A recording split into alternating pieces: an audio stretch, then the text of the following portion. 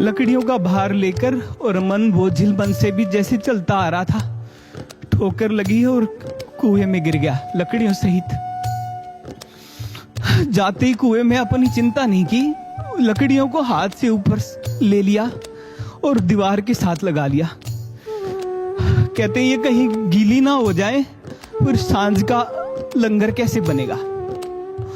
और बहुत देर तक उन्हें लेकर एक हाथ से अपने आप को भी मुंडेर में फंसा के हाथ रखा और उसी सहारे पे रुका रहा।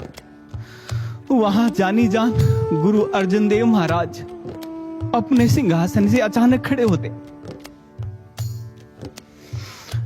कहते चलो हमारा शिष्य वहां संकट में है। आते हैं और उसे बाहर निकालने का आग्रह करते हैं। आओ बाहर। मंज, कहाँ गिर गया तू? बोले गुरुदेव मैं नहीं आऊंगा। बोले क्यों? बोले पहले इन लकड़ियों को लो आप बाहर, क्योंकि ये गीली हो गई तो भोजन कैसे बनेगा शाम का। गुरुदेव कहते हैं ये तो बाद में आ जाएंगी, तू आजा बाहर पहले। बोले नहीं गुरुदेव, पहले इन लकड़ियों को बाहर खींच लो। रस्सी बांधी गई, रस्सियों को खींचा गया, लकड़ियों को खींचा गया रस्सी से।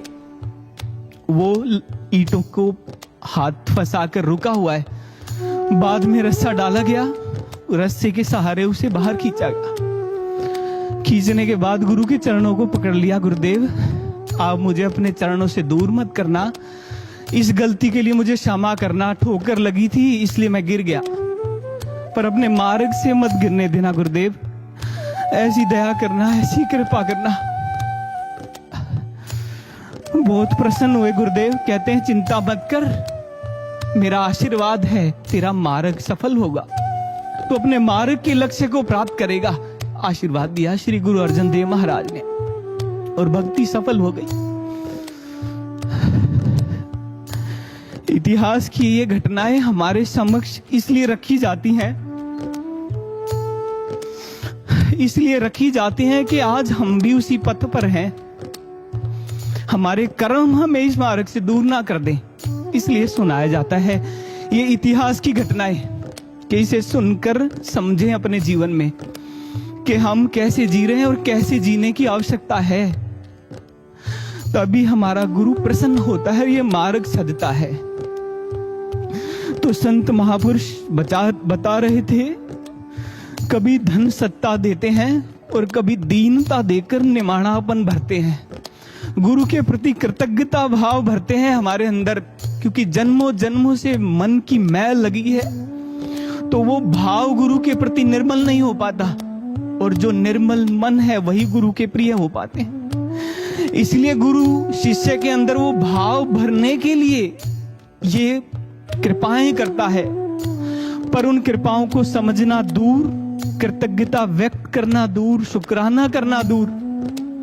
हम प्रश्न चिन्ह उठा देते हैं कि ऐसा गुरु ने क्यों किया, हमारे साथ ऐसा क्यों हुआ, हमें तो ज्ञान मिले इतने समय हो गया। हम ये नहीं समझ पाते कि जीवन उसका, जीवन वो ले ले उसमें भी भला, वो जीवन दे दे उसमें भी भला, और जीवन में संकट आ जाए तो उसमें भी भला है। ये ना समझ पाने का कारण वही है बस गुरु आज्ञाओं में ना चल पाना, गुरु आज्ञाओं से विलग हो जाना।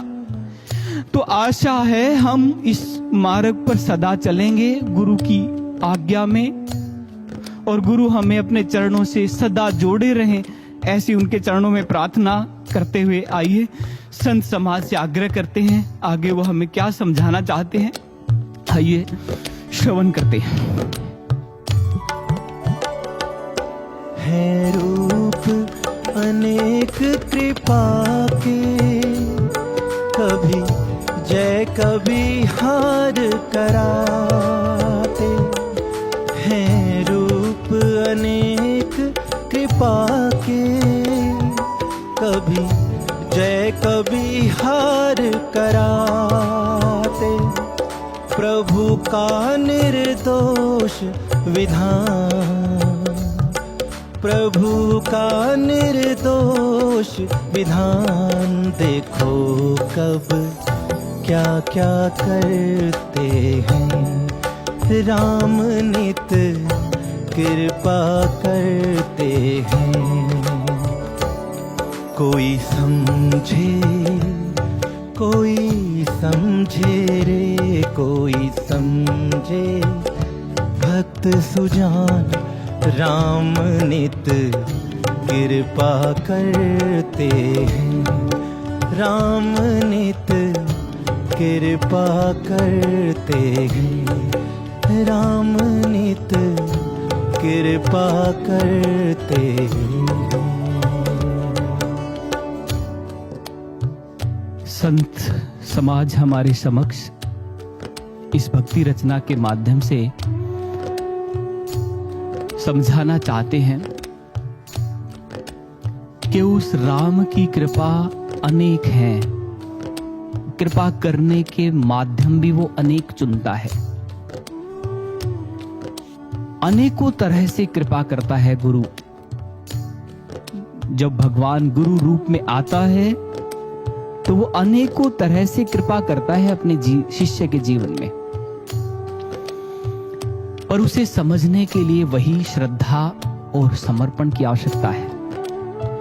बिना श्रद्धा और समर्पण के हम उसे समझ नहीं पाते। है रूप अनेक कृपा के, कभी जय कभी हार करा दे, वो कभी जय करा दे कभी हार करा दे। तो वो उसकी इच्छा है, वो क्या करेगा, और वो उसकी इच्छा होगी तो हमारा कल्याण होगा। जब भी हमारे जीवन में हमारे मन